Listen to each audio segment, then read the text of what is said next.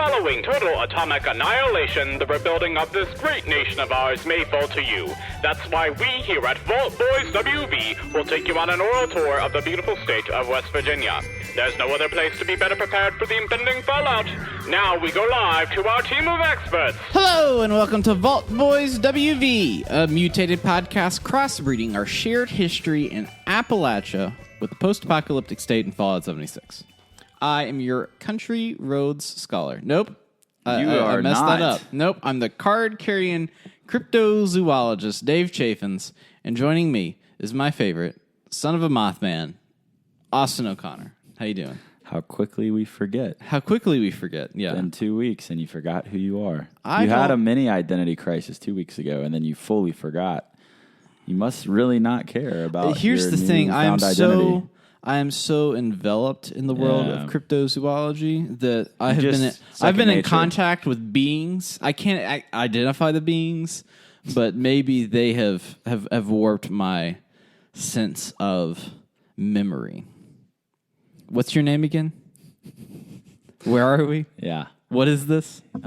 Yeah. Well, it doesn't feel like it's been 2 weeks. It feels like it's been, frankly, it feels like it's been longer. It doesn't really for you? Well, I've been doing all this stuff. So I've got two stories. You've had some fun. One is fairly relevant to the podcast. The other one is just like a tale of tragedy. Okay, let's hear it. The tale of tragedy starts with, it was maybe 2 weekends ago on a Saturday morning. I woke up and I had a nosebleed, and I don't get nosebleeds very often, and so I was like, oh, okay. Well, I'm going to go to the bathroom and clear it up, and then I went to the bathroom. We've got it was a smaller bathroom on the third floor, and it's pretty cramped. And then I looked at it, and then I woke up, and I was in the floor, and I had fainted. What? And so my body was like contorted around stuff. And I managed to open the door, and just like my body, just imagine myself cramped in a small room, and my body's like propped up against the door. And like when I opened the door, it was like just like all flopped out. So I haven't passed out like that since I was 16, and I stuck a fire poker in my foot, which you've probably heard a few times. Yeah, I still have so many questions, but right. So you just passed out, just like done. Here's the thing. I can do gore in movies. I can do your blood. If you like broke your leg and had your bone sticking out, it would be fine. When it's me, for some reason, and it's not that I am like afraid of getting cut, getting hurt, but if I pay attention or am in the moment for too long, apparently I'll pass out. So you got lightheaded and you were just out. I was just out. It was like there was no controlling it. There was no like I'm going to be sick. It was just like done. I looked at it, and then I just woke up. Makes me think about like in movies where like something crazy happens and the person's like just like falls to the floor. Was it like that? I don't know if it was like something crazy. Or was it just like violently crashing down onto the floor? It was like I think I did a full 360 and hit every item, and could have had brain damage if I hit my head against anything. Well, I'm glad you're not dead. Right. So that was the first thing that day. Okay. Oh, there's more to this story. Yes. Oh, more tragedy. Yes. Okay. So it started my day like that. That's not a good way to start. Second of all, we went down to the art show in downtown Charleston, and we didn't find anything we particularly liked. And normally we find something good to put in the house. Right. There's like a ton of artists there, and there's all kinds of stuff, and they're all great, but it's nothing that really would like we think about buying art, and then we were like, I like this. Will it fit with our house? And most of the time the answer is no. Mm-hmm.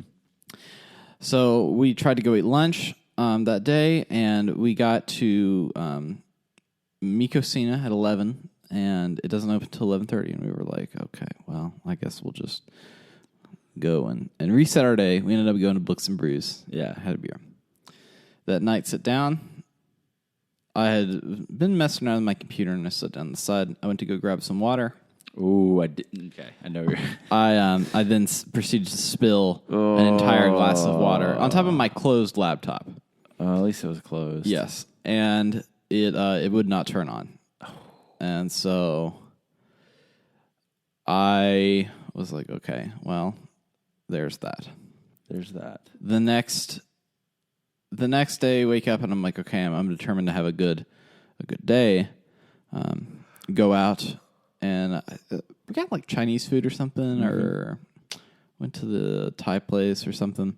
Went out, looked at my cell phone. Haven't touched my. I didn't drop it, didn't anything, and it's flashing. It's flashing, and then all of a sudden, the screen, like half of it starts cutting to black, like down the middle. Yeah, and I'm like, okay, something is going on, and then it just stops.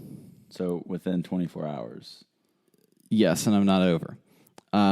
So then we had gone to get Chinese food, and then Selena is looking around for one of her earrings, and it was the earrings that I got her for the wedding that were like diamond earrings.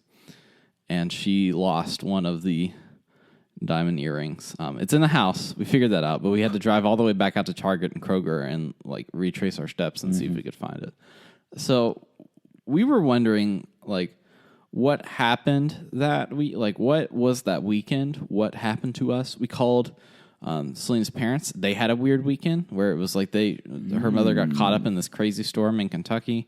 My parents had a weird weekend. It was like somebody had like put a little curse. A lot of strange things happening in the universe that weekend. Which is funny. And I think that we can touch on that with our discussion today. Could be. Keep that in mind. Could be. So that was my crazy weekend. The good news is I got a new phone. I like that. It was time.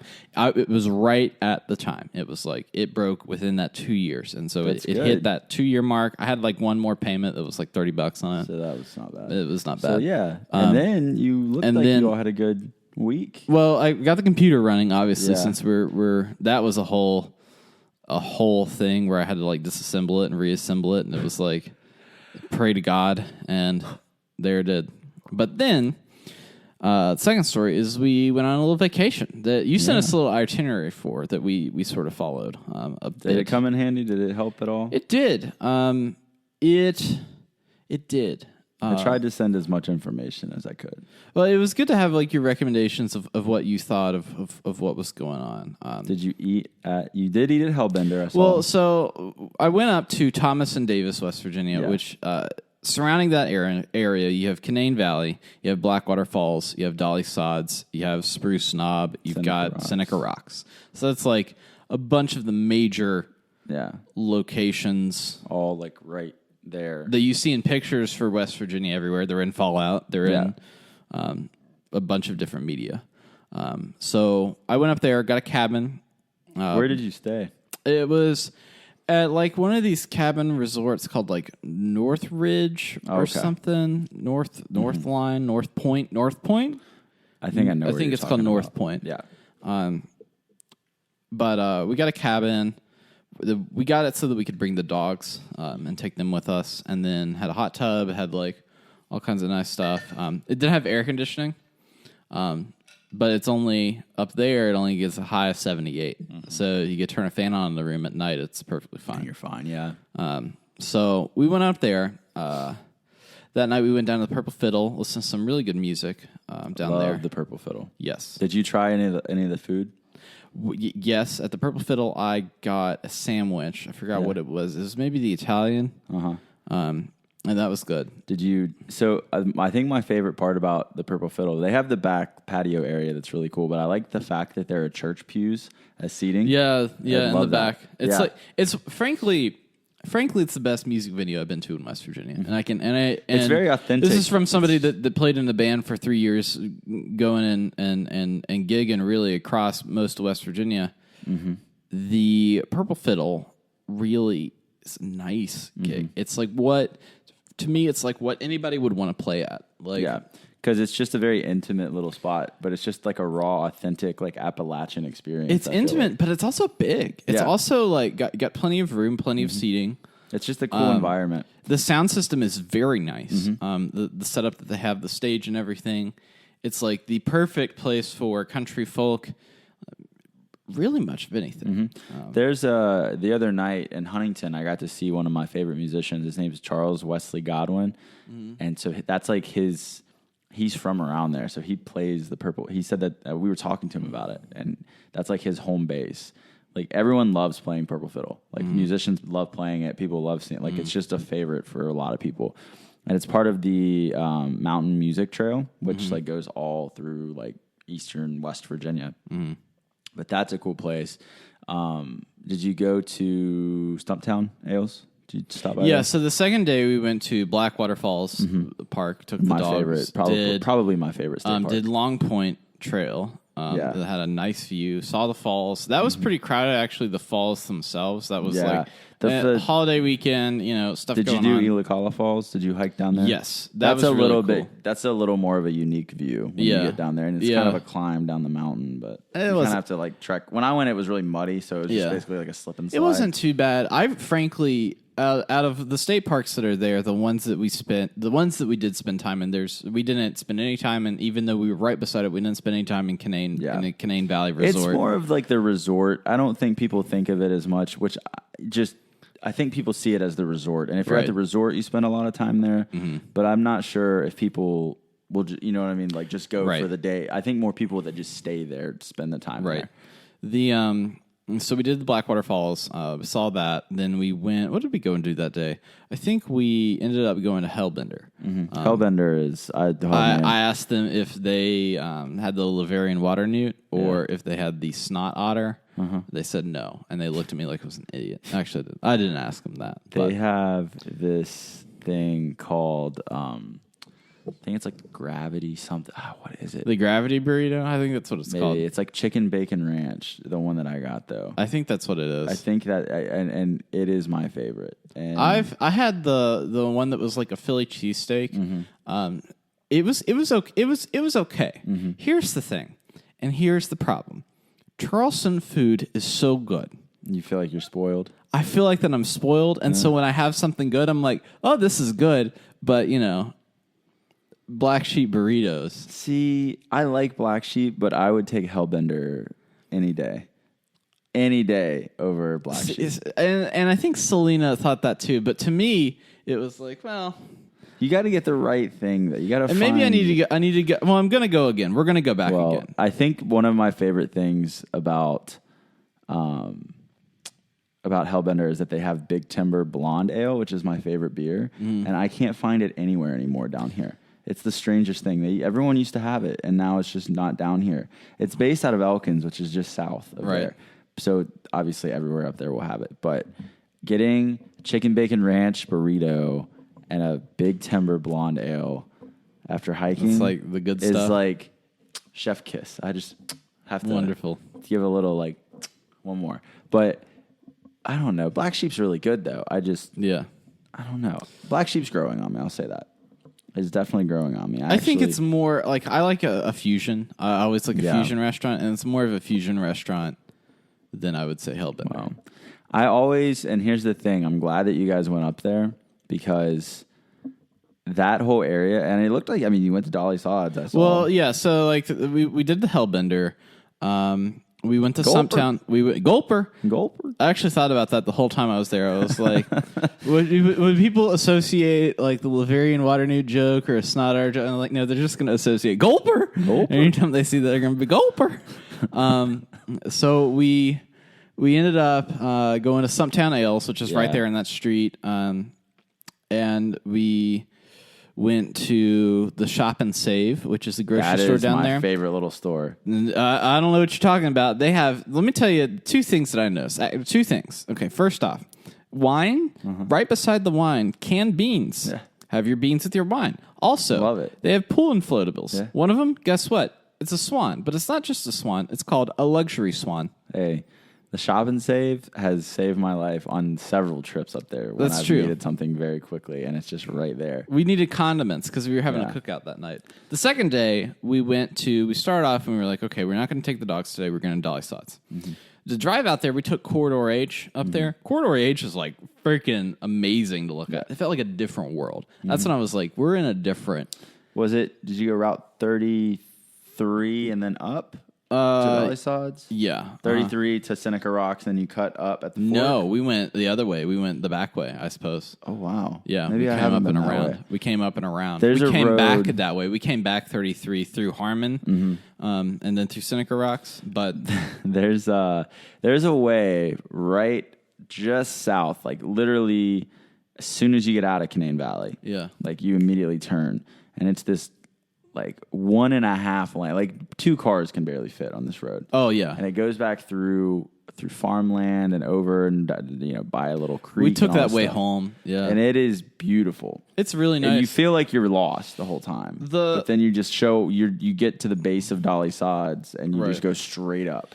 The thing about, I think, some of hiking and the allure is that we've grown up in that. Yeah. And so it's cool. Yeah. But we're kind of used to that. But the part that I was at with in that Corridor H area, which, if you don't know what the corridors are, essentially they built the interstates, and then the governor way back when in like the 50s, 60s, or whatever, was like, okay, we're going to build roads in between the interstates because communities like small towns that are out there can't get to these interstates in an amount of time, so they built the corridors.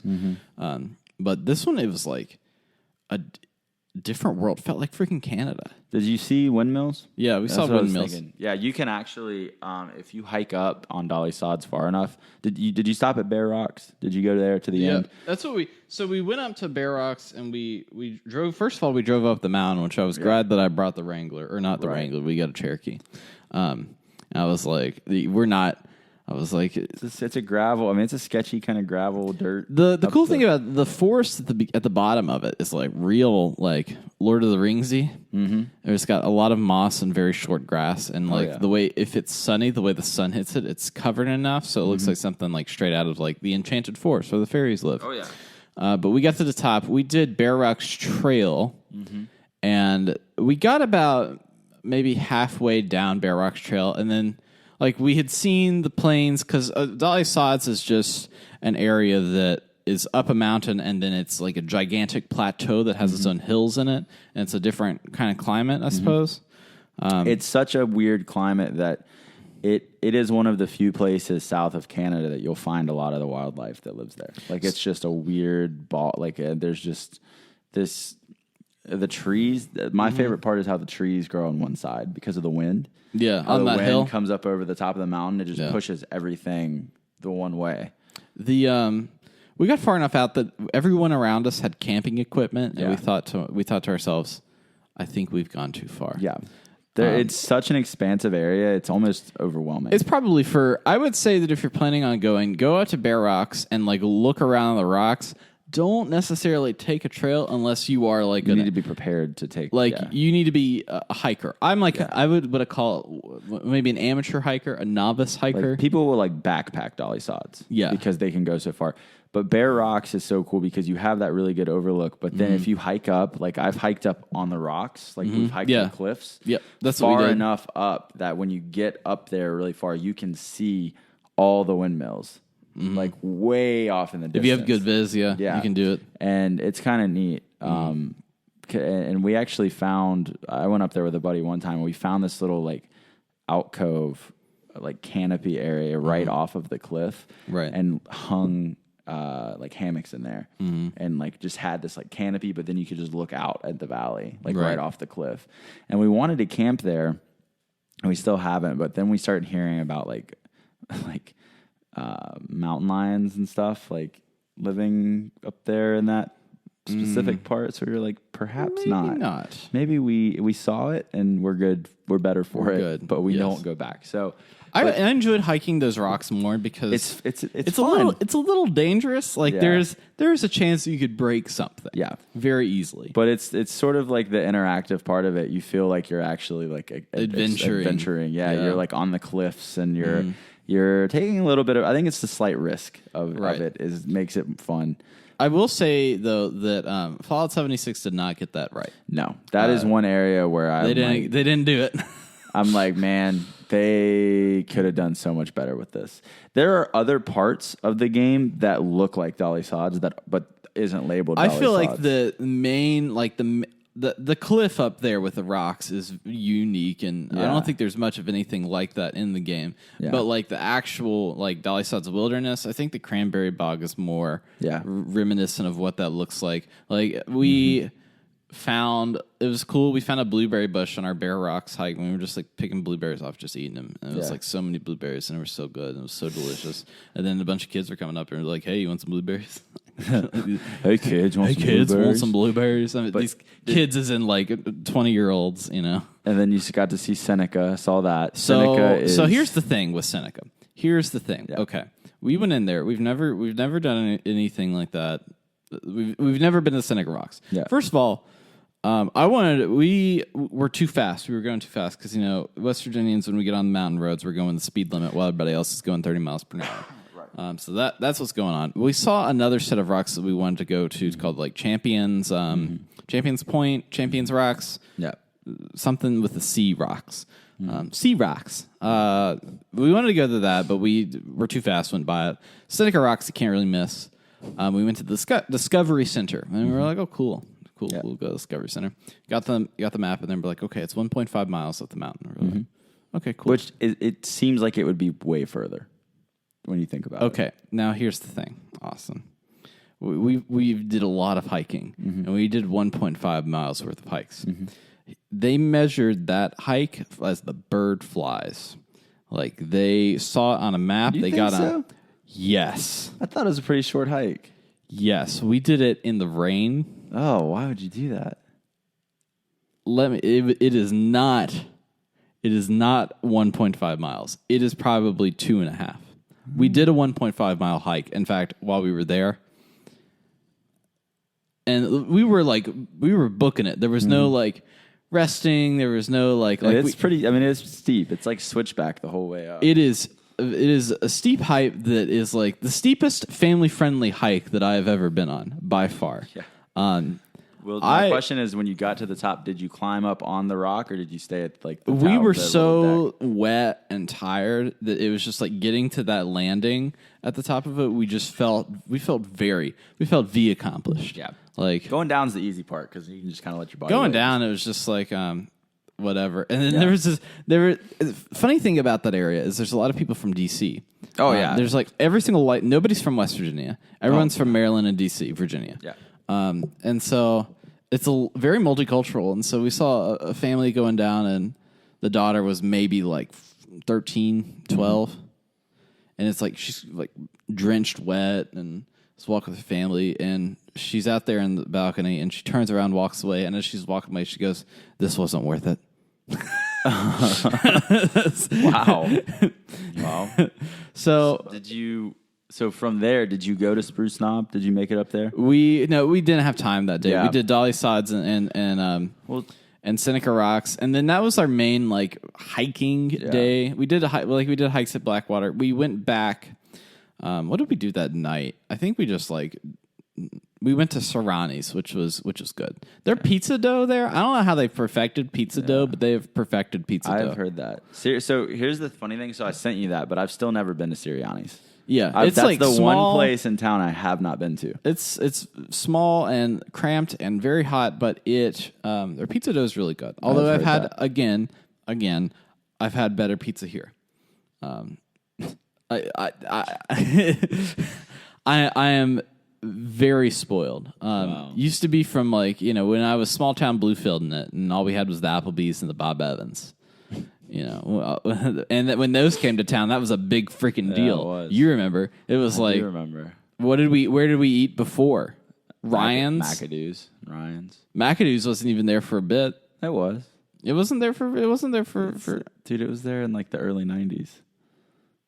My parents had like the glasses from like Halloween 91, like Halloween I've got glasses from McAdoo's. They're Halloween glasses. I got one that's got a little Frankenstein head on it. McAdoo's was my favorite place, man. So the McAdoo's apparently in Bluefield has gone downhill. It's terrible now. I would not eat there. The McAdoo's in Blacksburg is like bumping legit. Awesome. I've heard legit. That. I need to go to that one because they used to have 69-cent boneless wings on Sunday. Wing night, dude. Oh my gosh. Oh boy. I crave those still. We crave McAdoo's the most here because there's no good sandwich place here. There's no Panera. Like you go to Panera We need a Permane Brothers.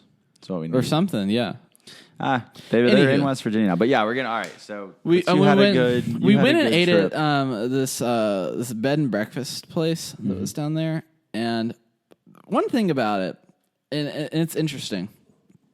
We went to Thomas the second day and had a great time, and it was one of their festivals. We went in, we bought a bunch of art. We bought like 6 pieces of art. Did you go to Creature?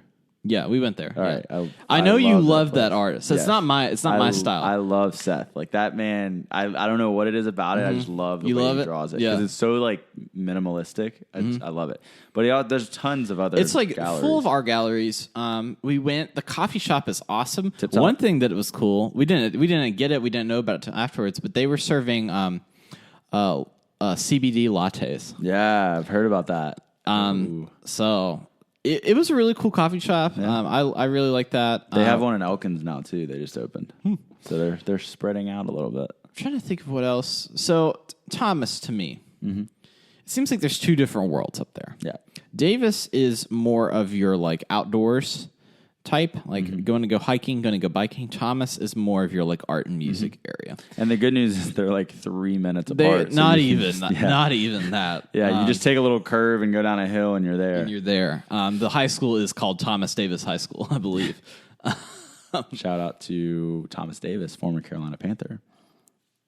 There we go. I just did a whoa. Whoa. Just so everybody knows. Okay, good. So we ended up going to Thomas. But the thing I'm talking about is I think Davis is so new. They haven't figured out, like they've got restaurants, like they've got kind of their like menus nailing down. I don't think they've figured out their service quite yet, because most of everywhere that we went was like an hour and a half, 2-hour wait. I think no, that's not that. It's just typically these places are packed because what happens is these people come in. It's a novelty. Like that place is popular. It's one of the most popular places in West Virginia. So you get all these people because from the Panhandle, it's a couple hours, from DC, from Richmond, from all these places. It's Right. like very popular and it attracts all these people. And it's always busy, like always busy. But it's good. Like it's almost like they haven't like changed. Like they've kept it the same for years and years and years and years and years. But it works. Like they bring in so much money for their local economy. Like it's just I'm like such 100%. a good. I'm 100% pretty sure of that. To me, it seems like the Thomas is more geared towards tourists. I think Davis is still like a town that people live in. Like it is like a living space where people work, where people like do stuff. Whereas Thomas is just like literally 2 streets that are just these businesses that just have that have these art galleries, that have the restaurants, that have the Purple Fiddle, that have these things that I think are more. It's a little bit better designed, whereas like Davis is like a thoroughfare where you've got these 2-lane roads coming through. You've got people that are working. You've got all types of locals, tourists, all this stuff coming through, and it's just a tad bit of a mess. I disagree.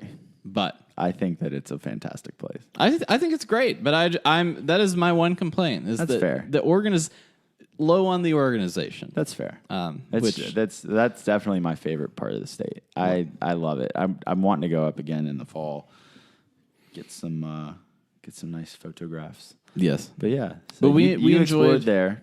We enjoyed our hikes. We Yeah. did more hiking at Blackwater Falls. All of the hikes that we did at Blackwater Falls, we took the dogs with us on That's the hikes.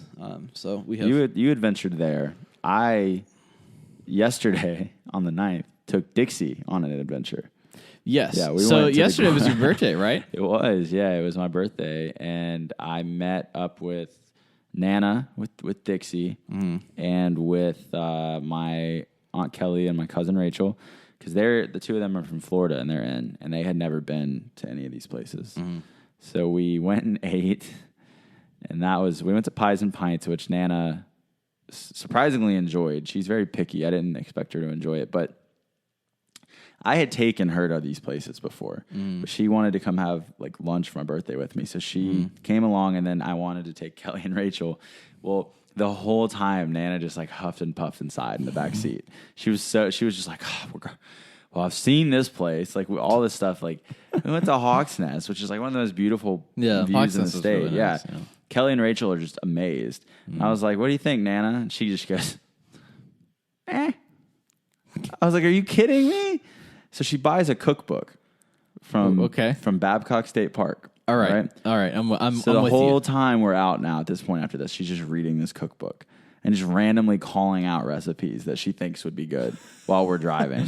Like just calling stuff out from the back seat. And Lemon ricotta pancakes. yeah, she was like, well, would you look at this? And just calling out things. So, but it was fun. It was a good time. And It's nice to do something fun for your birthday. did something fun. Got out of Charleston for the day. So it was a good time. But I really like how out of now going to Davis and Thomas and that area and Fayetteville, like in that area, like it's kind of like northern and southern outdoor expedition areas. Those are the I really appreciate. I appreciate what they are trying to do and like what the boundaries they're trying to push. And I wish that there was something that we could do here in Charleston. Like you know. I don't see how there's not going to be in the future. There's something's going to click. I feel like, and I think that it's because Charleston's an awesome city and there's a lot of opportunity here. And I'm down. I'm with you. Like I think that we could. There's some stuff here. We've that can got happen Kanawha State outdoors-wise. Forest back there. Yeah. You know. I mean, we're literally from my apartment to the gorge is 57 minutes. Yeah, It's like not bad. No, it's so very we're easy to close do. enough there that I like, do it think- for work. Yeah. and I'll leave at 8 and get there at 9. I And was then, so upset. I wanted to. Speaking of you going down there for work, I wanted to go to Secret Sandwich Society. Oh, And yeah. it's closed on Tuesdays. oh yeah, and I was yeah. so Yeah. upset. But Yeah. I also love Pies and Pints, so I just wanted to go to Secret Sandwich Society because we have Pies and Pints here. So it's like Well, Secret Sandwich Society is so delicious and so wonderful. It's like if we had it here, I would never miss McAdoo's. Yeah, I would Those never pimento miss cheese McAdoo's. fries. I just drool over. Oh my gosh! Here's the thing. They used to have their own. They used to make their own ketchup, and they would give it to you, and the ketchup was so good. And then the last time they just had ketchup at the table, and we were like, "What happened? What's this? What's the situation?" They were like, "Well, nobody really liked the ketchup, so Please tell me you at least got the recipe. no." Now here's the thing, and they were like, "Yeah, we made our own ketchup, and nobody really liked it, so that's fine, but." Try it with a fry and try it with your finger, and then try it with fry and tell me what you think. Tried it with my finger; it just tastes like regular ketchup. Tried it with the fry, and then it tasted like their ketchup. And they were like, "Yeah, we put all the spices that we do on the fries instead of in the ketchup. We put them on the fries." Wow. And then I had it, and it was like a curry French fry, and it was so good. And I was like, "Oh my gosh, they've got it figured out." They are good, man. I'm telling you, they are very good. So we've had quite the escapades, quite the adventures. The Yes. West Virginia tour de force. Tour de force. Tour de force. We've seen it all. We have. We have. You got any other big birthday plans? Not really, man. Not really? I got a wedding next weekend. I'm going up to Snowshoe, top of the world. Top of the world. Top of the world. But other than that, not a lot of crazy stuff going on, man. So, but I don't know. Yeah. It's just a nice little chill couple weeks. Yeah, I always like having a nice. Yeah.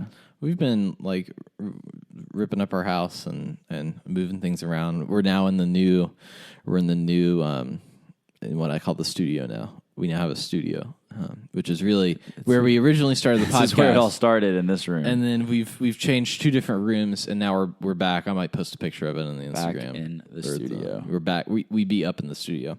So I had an idea when to run across you while we're spitballing here, West Virginia. Okay.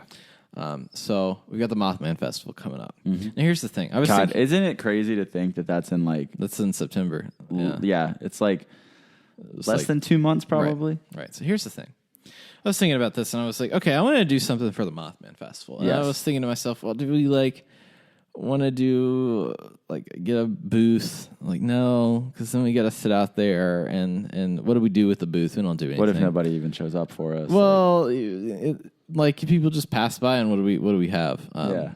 Well, one thing, and going to spoil the surprise because it literally will be within the next 2 weeks. Is we'll have our first official T-shirt coming out.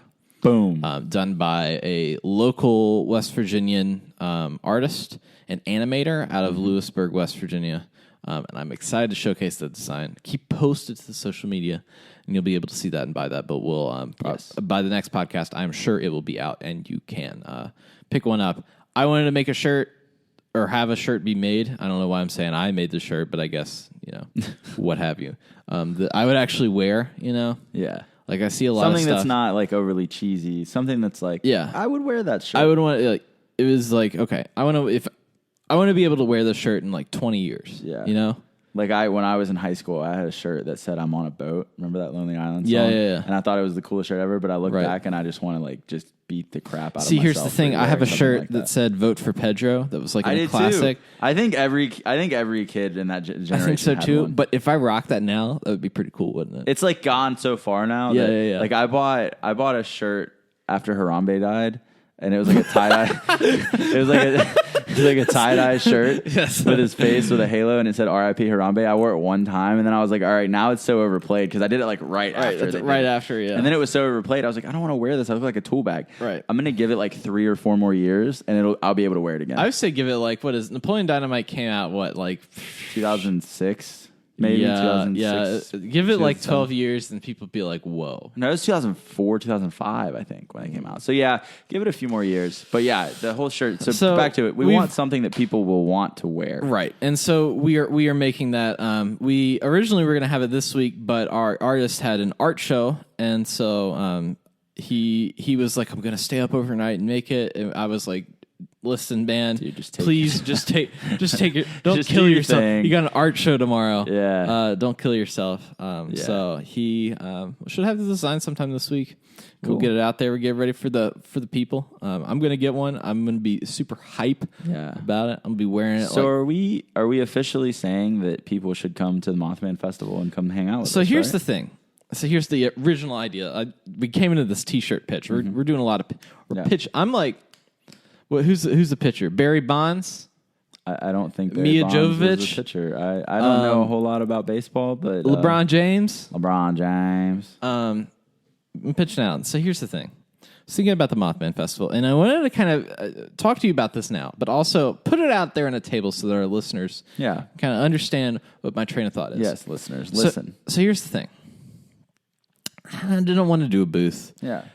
Like, I was trying to think of like what would like giving a talk or something be, and I had ideas, but I was like, that's not fun, Right. So here's what I came up with. I think that we should have just in general Fallout community meetup. Yeah, and hopefully, preferably within the confines of some place with an AC. Now, here's the thing.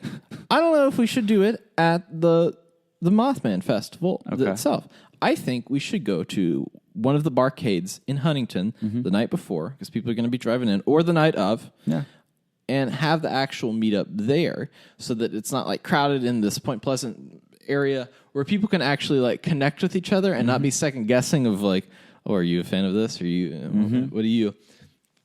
So that's my pitch, is scheduling a meetup for Fallout fans and such, podcast listeners. Yeah. And I want to include, like, if we were to do it, I would want to include other people in other communities and be able to just, like, have it be a thing, but set it up at one of the barcades. Yeah. That's a good, I like that location is. And if we did, my idea of doing it the night before is that everybody that traveled, because it starts in the morning, everybody that traveled would be able to meet up with some people before and maybe have a friend or two. Yeah, when you're not they there would by go out. yourself. Yeah, right. I think that's a good idea. And then obviously from Huntington, it's a 40-minute, 35-minute, 40-minute drive. Yeah, straight up the river to Point Pleasant. It's not right. bad. So a lot of places to stay in Huntington if someone was coming in, or So. I think it's easier to stay in Huntington than it would to be to stay in Point Pleasant, particularly. I agree.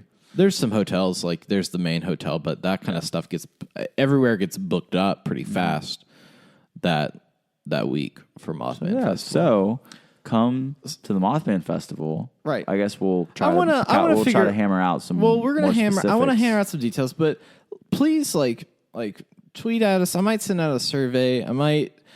I'm going to probably include some other communities, some other podcast communities, maybe some Twitch streamers or something, and be like, hey, we're doing this thing. If you all want, bring your community out. Because I know a bunch of people that are involved in content creation are trying to come out to the Mothman Festival. I also wonder if Fallout will sponsor it again this year. I would like to think so, because I think that last year the game wasn't even out yet. So it's like... I mean, it would be... I don't know. I think a lot of people didn't even know what the Mothman was before the game, that now have been opened up to this whole lore. I think that would be cool, at least to bring their merch team out, because just something small at least, and have Vault Boy there, and be walking around. Yeah, so that would be cool. But yeah, I like that idea. It would be cool if they could sell some of their like more interesting like prints and stuff. Like I just put up these. They're like Department of the Interior. They're like printings, like you would at like base camp printing. I don't know what they call them. What do you call those? They're just graphic. It was like graphic things, graphics, but they're like Savage Divide, the Forest. They're like showcasing the different areas in Fallout 76 with illustrations, kind of like it's like an advertisement of some sort. So they'll probably, I mean, if they're there, I would think they would have some merch and some cool stuff. So that's the idea that I want to pitch to you live. I'm with you. Haven't heard about this before. I hadn't, no, but I like that. Yeah. So but I think it's like casual enough so that we don't have to do a bunch of setup other than just like if we needed to, we would call the place, we would get everything like booked up. Like I think I have a contact at one of those places, maybe at the Peddler. I don't know. Then you probably got contacts too. I could talk to somebody. We could talk. We could get. I've got a lot of Huntington. But I figured if there's somebody to throw an event like that, it would be easier for people that live here to be able to organize that for people that are coming from out of town. I think so too, and we can work that out in the future. We'll work it. But let us know if you're like, for sure. Like legitimately, we need to know. Like, let us know if you would be interested in doing that. If we get enough interest, then we'll probably end up doing it. So please.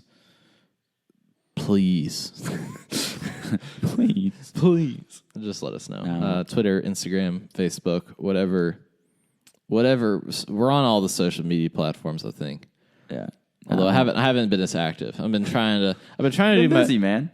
But haven't been as active, and I've been trying to step it back from so much of my own personal commentary on Twitter itself and put it more on my own Twitter, which is at Chaffins with 3 Z's. You can follow me there. I'm going to talk. I look like I've got my sweater vest on with my nice button down. I'm like, got your LinkedIn profile picture. The quintessential white guy. Yeah. Like, hello, sir, madam. I am now your corporate yuppie here to tell you all the great things about why I like cold brew.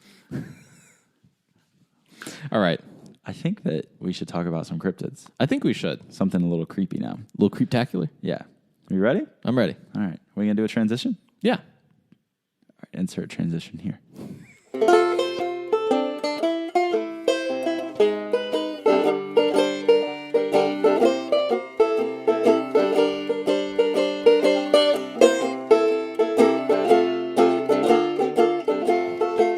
Me take the lead on this one this week. I did. I let you take. That's a dangerous thing. I let you take the lead. I like it when you take the lead because then I get to sit here. You were like the witness, and I am like Ice-T, and I get to Ice Cube. You get to grill me. Ice-T is the one on Law and Order. Okay, yeah. So who's Ice Cube? Ice Cube was in NWA, and he's in all the movies. I thought that was Ice-T. No, Ice-T is the older one who is always. Was he giving some ridiculously explicit details on Law and Order about how someone was murdered and what they did, so all right, that's neither here nor there. Let's talk about some creepy stuff.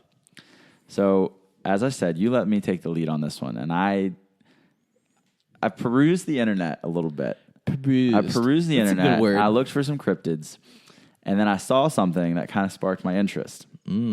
And it was mostly just because of the name of the creature. But then I looked into it, and it got a little bit better because I had discovered that it was native to West Virginia. So it fit pretty well. Fits in. So before I tell you that, like what it is, let's talk about where it is located, which is the Eastern Panhandle, which I don't think we've talked about that much on the show, have we? No. Yeah, so the Eastern Panhandle is arguably one of the most historic locations in West Virginia. A lot of early American presidents visited the area. Thomas Jefferson, George Washington, just to name a couple of them. So obviously very early American history. Got George Washington's bathtub. Yeah, so the town of Harper's Ferry shifted occupation between the Union and the Confederacy on several occasions throughout the Civil War. And so when I learned that this creature, which I still haven't named, was known to roam through Harper's Ferry and the surrounding area, I wanted to know a little more about it. Right. Are you ready for this name? I'm ready for the name. Well, you know the name, but they don't know the name. Well, I am Ice-T. Let's do it. The Snarly Yow. Yo. Snarly Yow. We're going to call it the Yow. That sounds like the tree that would hit Harry Potter when he would come in. The Weeping Willow? Yeah. I thought it sounded like something out of like a medieval book that was Right. like meant to like scare children so they would obey their parents. Like Yes. some sort of weird, the Snarly Yow. Snarly Yow. Yeah, come Thaddeus, the Snarly Yow will get you if you don't go to bed. I want to know more about that. Yeah, we'll talk about Thaddeus Okay, later. cool. So over the last several hundred years, there has been a beast that's been rumored to wander the mountains around Harper's Ferry. Also, South Mountain in Maryland, which is just across the border there. And then Maryland. even as far as some parts of Northern Virginia. So just sort of the tri-state Okay. area there. Okay. So a lot of people have argued that this creature could just be a wolf because it had the gray sort of dark pelt. It had long fangs. It had glowing red eyes, though. What is with cryptids and glowing red eyes? It's like you have to have that. Everything has a glowing red eye. Yeah. So I don't know. So a lot of people. I think Flatwoods Monster has glowing orange eyes, but he's an alien. Yeah, or she. exactly. Really, it's a she. So a lot of people were like, "Oh, it's a wolf." You know, it's a wolf. But the strange thing about this creature is that every report of it had some sort of detail that basically claimed that it was bipedal. That's the way you pronounce it, right? Bipedal, I think. Yeah, bipedal. I think is yeah. So that was what I think caught people off guard the most was, okay, there's a wolf, whatever, it's whatever. But when it stands up, everyone was saying, oh, this creature is standing up. It had, some people said it had like hooves, like a bull or something on its like hind legs. like goat. Yeah. Yeah. So another one of the strangest things, this is where it gets kind of weird, though. Okay. I mean, the bipedal things are, we've talked about enough cryptids that that's like child's play. All right, you're bipedal, good for you, ha, ha, ha, yeah. Great. But this is, a lot of people, a lot of the early reports, a lot of the pioneers that were kind of trying to settle in the area when they would see it, they would attempt to shoot at it or throw something at it to deter it. And every bullet, every rock, whatever they did, it would just pass right through it, unharmed. It would just go right through it. Not even phase the animal. No damage, nothing. So people were like, okay, so you can't harm this thing. What is going on? There have been people, through the 1900s driving through the area on mountainous roads, and they reported that they would feel something. They would see it, and then they would feel something, and they thought they hit it like a deer or a bear or something. And they would get out, and there it was, like 50 yards away, completely unharmed. Or they would say that they saw it and it would just disappear when their car hit it and it was just gone. There was nothing. Like it was just like they hit mist. It was like It mist. was just gone. Right. So That's nutty. so that was kind of one of the things that really stood out to me and made it was just kind of creepy. Mist wolf. Yeah. So I read a lot into this, and a lot of the local reports, people started thinking that it was just an apparition, which kind of makes sense to me because, like I said, the Eastern Panhandle was so historic, and there was Civil War history there, and there's a lot of apparent hauntings in Harper's Ferry. A lot of people say that on a clear, quiet evening in Harper's Ferry, you can hear soldiers marching, the echo of soldiers marching through the hills and along the Potomac and the Shenandoah River. And then there have also been reports, I looked into this because I kind of got interested in that, of people on the Appalachian Trail, because it passes right through Harper's Yeah, Ferry. That's that's actually the where heart. the trail headquarters are. Yeah, Yeah, it's like yeah. kind of the middle point of the Midpoint. Appalachian Trail. People say that they've seen and heard Native Americans on the trail. Like kind of quick little glimpses, or they'll hear maybe like some, Like out of the corner of their eye. yeah, kinda. and they say that they'll hear this stuff. So there's a lot of activity there, paranormal. But I looked further into it. And Right. I looked into like, why are there so many? I mean, history, obviously, and I believe in this stuff, but a lot of people think there's a ley line. Do you know what a ley line is? No, Are you what's a familiar ley with a line? ley line?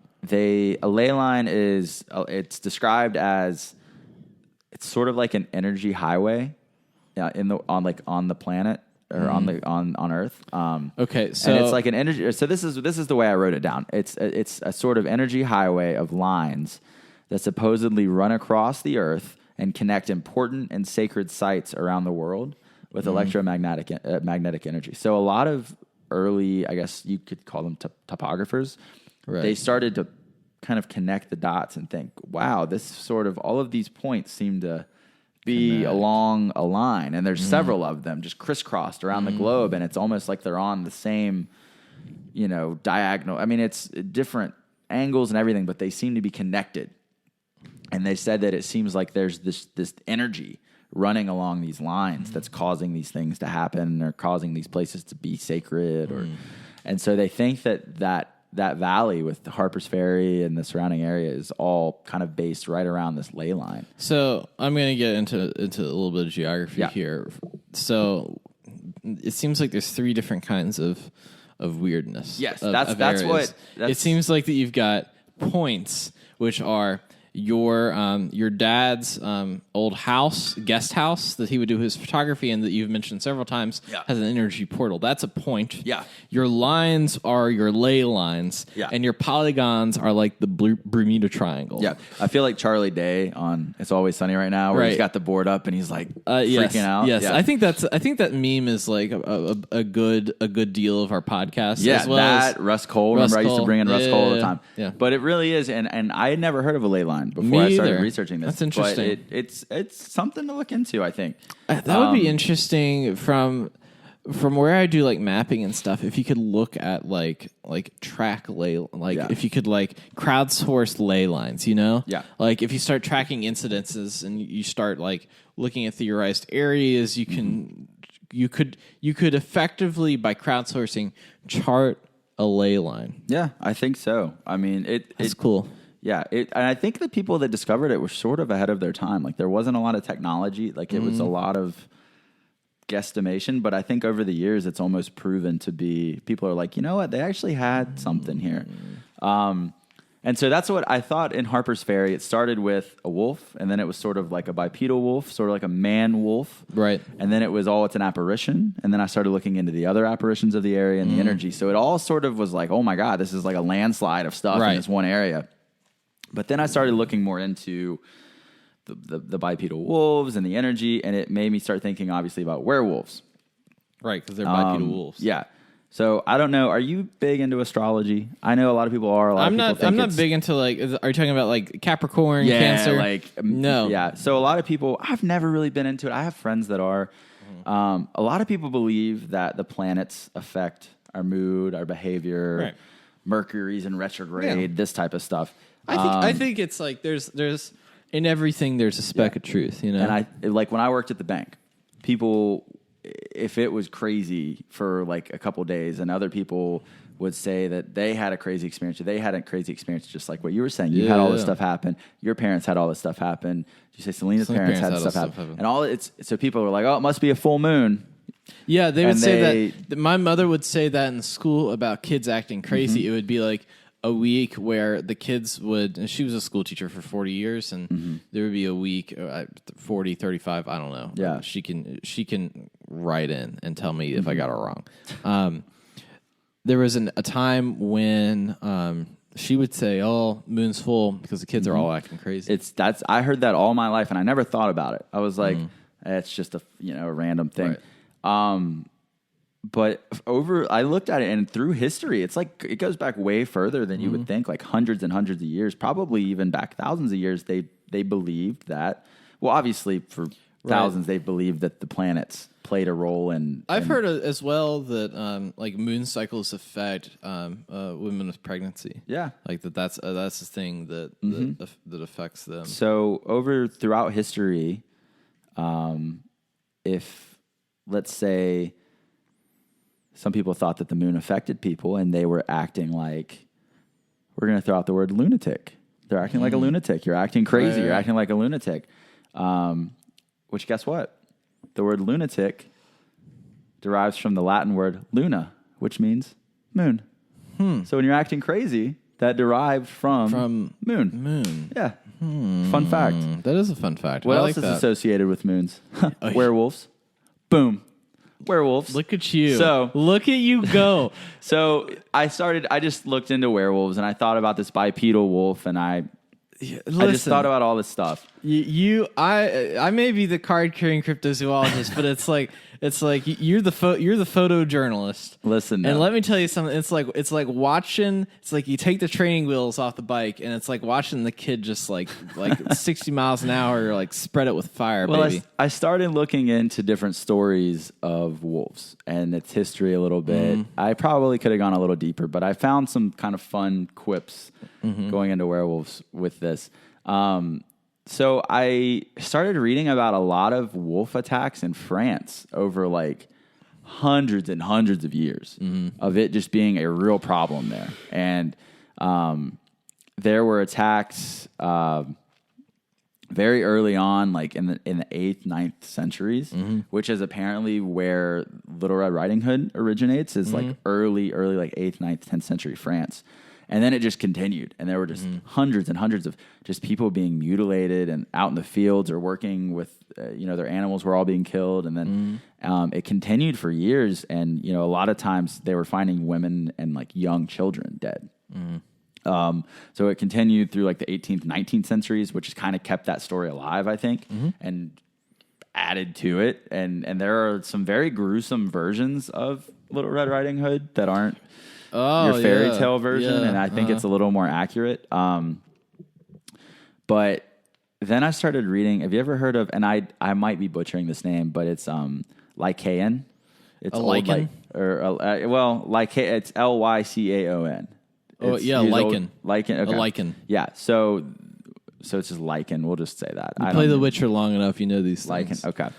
So the story of Lycan. And he was the king of Arcadia. Do you know the story about him, or have you just heard I've not heard of the story about. So he was in like Greek mythology. He was the king of Arcadia, and so he met Zeus, but Zeus had taken human form to kind of walk among the humans. But he figured him out. Essentially, he knew it was Zeus, and he wanted to know whether or not Zeus was actually all knowing and was as powerful as he claimed. Right. And so he killed his son, Lycan killed his son.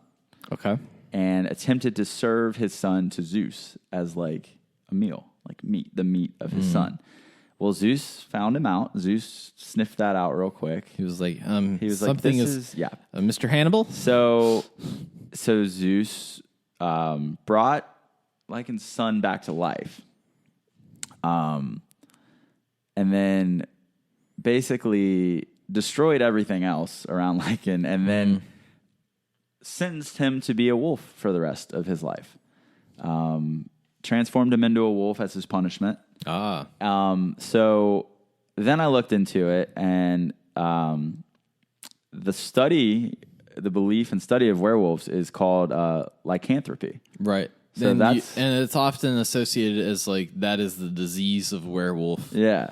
Is lycanthropy. Yeah. So it fascinates me how far back these references and like the origins of things go. Like I had no idea Little Red Riding Hood dated back that far. Right. But I don't know, man. It's just like, it seems like this idea of like a monster being inside of a person. It's just like captivating. And like in the way that Americans had the witch trials and the paranoia of witchcraft, right? Europe, it was widespread paranoia of werewolves. Like they killed in the same way that they, executed witches. They were executing people because they thought they were werewolves there, like across Germany, France, like all these European countries. So I don't know. Like werewolf hunters. Like they had like people that did that. And like that doesn't necessarily tie into my Harper's Ferry story, but it was almost like I said. I started reading about the what was its name? It's like all kind of connected up. Yeah, the Snarly Yow.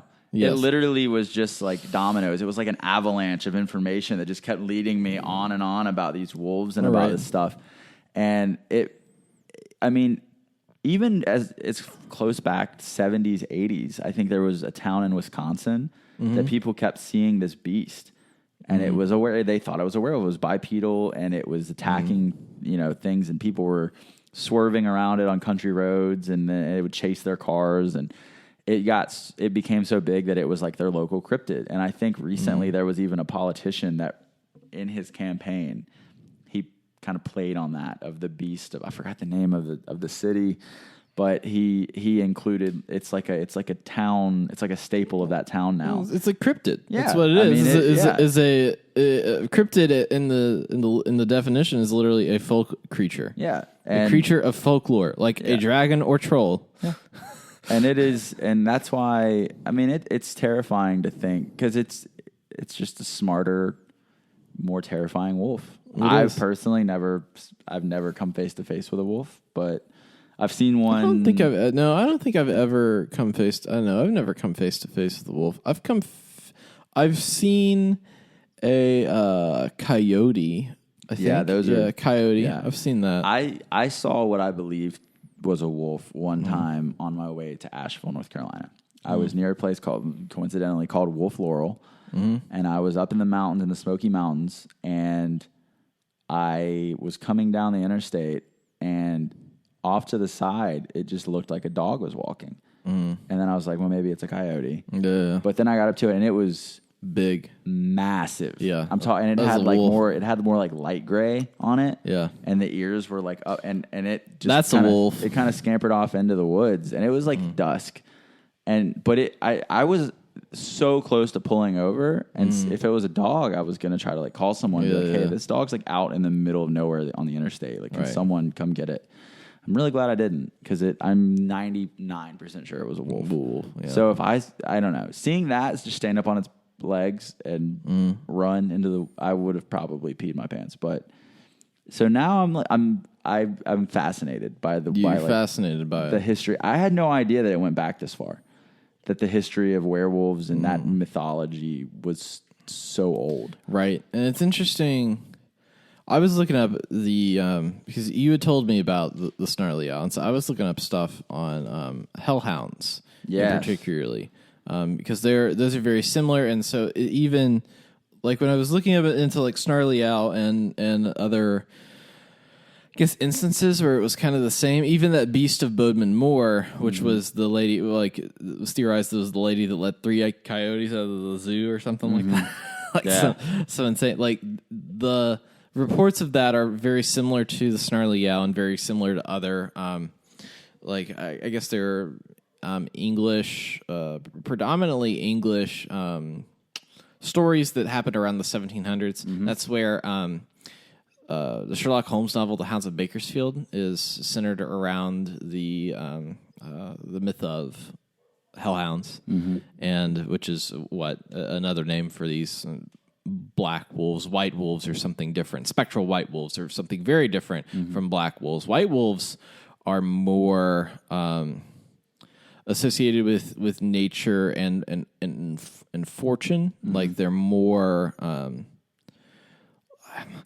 I wouldn't say that they're good things, but it's like a boon. Yeah. Like it's not going to be like don't go pet the spectral white wolf, That's not what I'm saying. Yeah. But I was looking at the history of it, and I was trying to think of, like, obviously, like, wolves and stuff have been in movies, but I was thinking of video games, particularly of, when has there been, like, actual, like, there's werewolves 1,000 times. Like, I mean, literally you can go back and people are telling stories of werewolves. They're very popular. You've got World of Warcraft had like a whole race of werewolves. Freaking, what is that? Twilight. They got like a whole storyline with the werewolves. I was watching a show on Netflix recently called The Society, and guess what? There's werewolves in that. But hellhounds, I was looking at games particularly, and it dawned on me. Did you ever play Legend of Zelda: Twilight Princess? Briefly. So the essential idea is that you are in Hyrule, which is the setting for most of the Zelda games, and it's been taken over by the Twilight darkness. And so when you are in the Twilight Darkness, you exist as a wolf. Mm-hmm. And they said that the creator got it from an idea that he had where he dreamed he was a wolf one night. But the similarities and them using cryptids as inspiration for monsters has happened throughout all of the series. The wolf itself can exist in both dimensions. It's a black and white wolf. This is slightly starting to come back to me now. Itself, and it can exist in both dimensions, and is seen as a manifestation of that spirit realm itself. Mm-hmm. And I was thinking about the Snarly Yow, and I was thinking about what they call wolf link. Mm-hmm. And I was thinking to myself, I was like, like the incorporation of the wolf as like kind of this like spirit of the underworld that can exist in both the quote unquote real world and this Twilight world. Mm-hmm. It's like they've got to take some sort of nods from Snarly Yow, Beast of Bodmin. Like you've got to take from that like class of cryptids. You're taking that inspiration and putting it into a game. I thought that was interesting of going back and looking at like white wolves are more like, I don't know if you ever played Okami. That's a game where you literally just are a white wolf and you're reconnecting spirits and different stuff.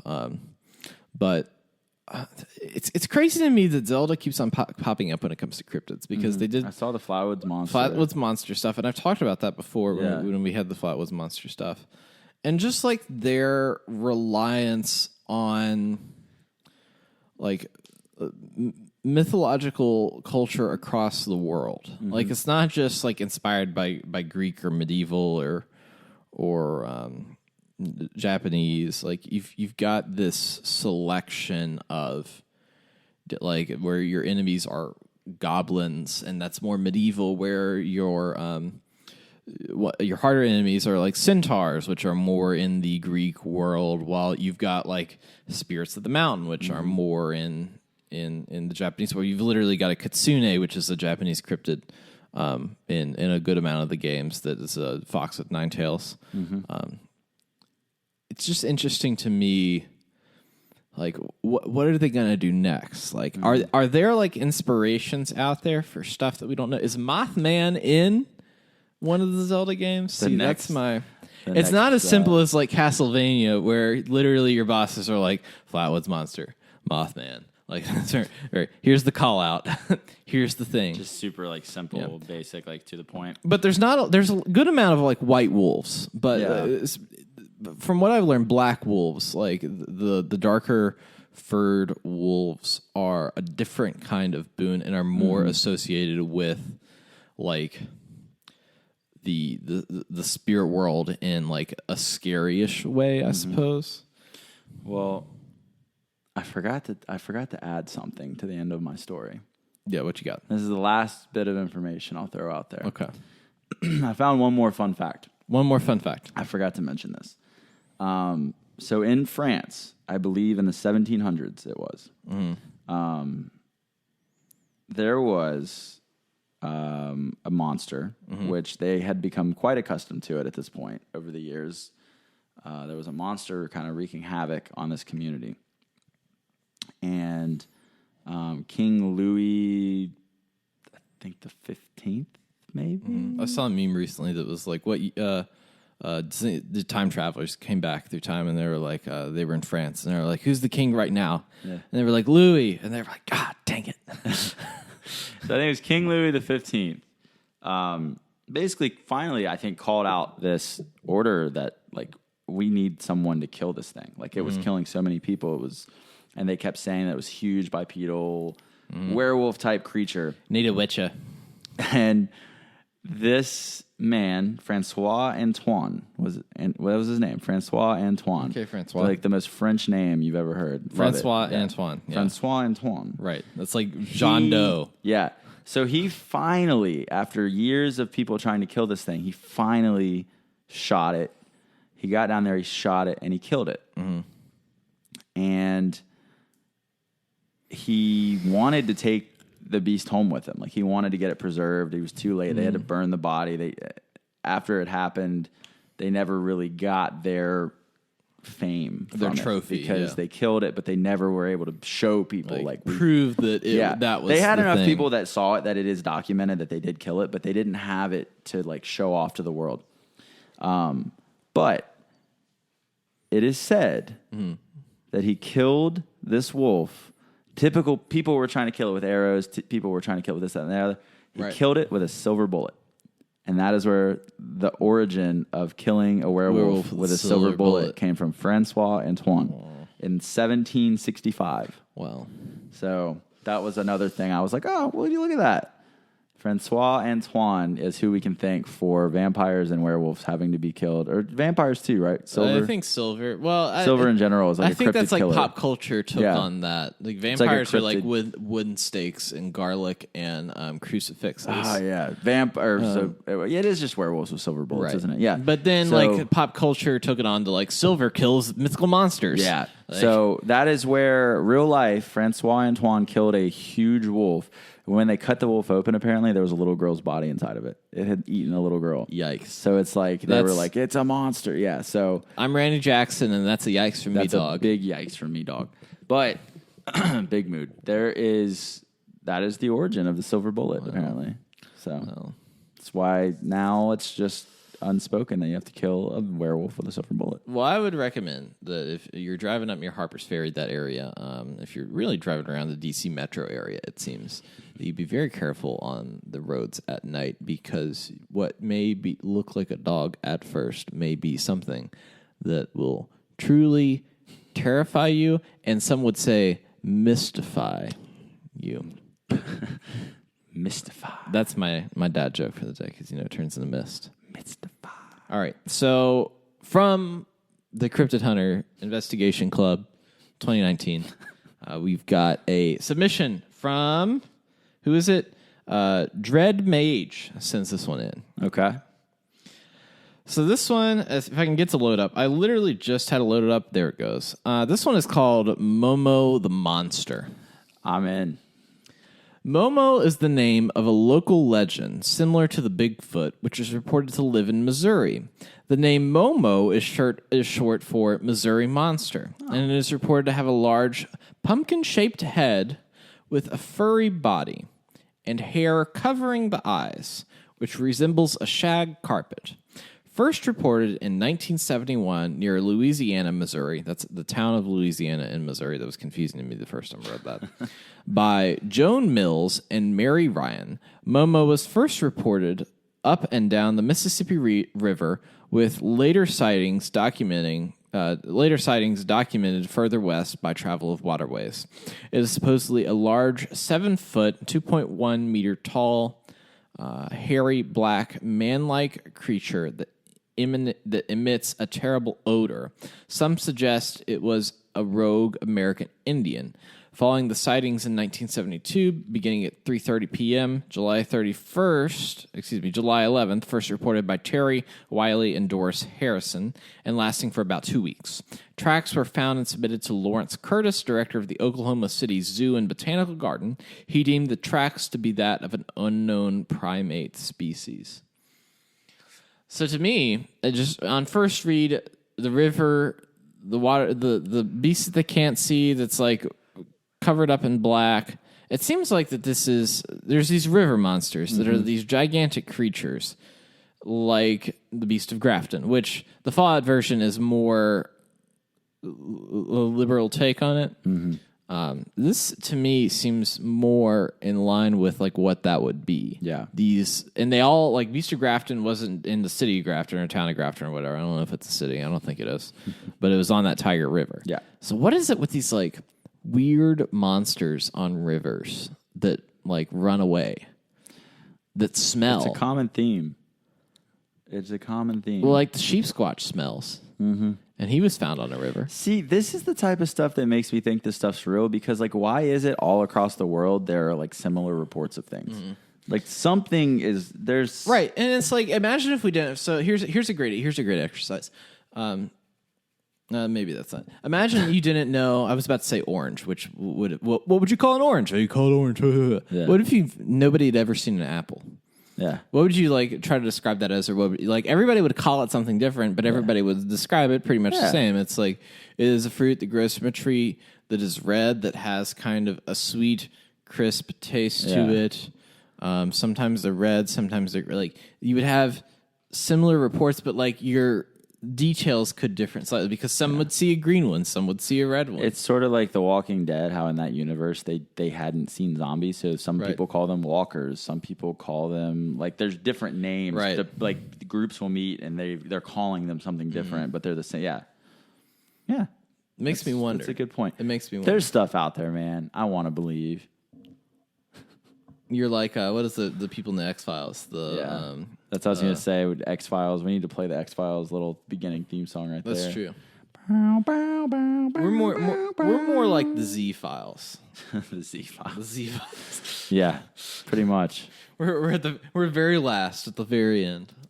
Well, there's stuff out there, folks. That's true. But as far as information to cover, I think that's it for us today. We had this was like this was different for us. It was fun. I enjoyed that. Yeah, it's fun. I enjoy the cryptids very much. I enjoy the cryptids too. I think you'll be hearing more cryptids here in the future as we continue on. It might be a hint. Might be a hint of some stuff that we've got going on. If you want to follow us on social media, at Twitter, we're at Vault Boys Pod. I know you have a new Twitter tag too. I do. I changed it to what used to be my Instagram. It's just OCO_photo. OCO_photo. Which I enjoy. That's a nice like OCO photo. OCO photo. Sounds like something that like Paul Simon would sing in a song. It's just it's short and catchy. It's like fetch. I'm trying to make fetch happen. That's for Twitter names. I think that's pretty good. OCO photo. I would have changed mine to Chafins, but it's Chafins with 3 Z's. Yeah. Because I thought that was fun because it was like, it's like sleeping. Yeah. So now that's me. CHAFFINZZZ. ZZZZ. If you want to follow us on Instagram, we're at Vault Boys WV, I think. I'm pretty sure we're on there. If you look up Vault Boys, you're going to find us. Yeah. We're on Facebook as well, Vault Boys WV Podcast. And I think we're on MySpace now. I launched it. No, I'm just kidding. We're not. I was like, wait, what? Our top 8 friends are Mothman, Tom. Flatwoods Monster, Tom. Tom's 3. I hope Tom had a good day today. He seems like he did. Seems like he's being the photos. Anyways, even though you just had the same photo profile picture for that many years, that's an old joke. It brings back nostalgia when I see a picture of him. Bring back the time. But as for today, that's it. Just know that from Holler from Highway, we've got you covered. Let's read from Holler from Highway. From Holler from Highway. From Holler, from Gulper, from Holler to Highway. We've got you covered. 6 ways to Sunday. We try to do that. 6 ways to Sunday.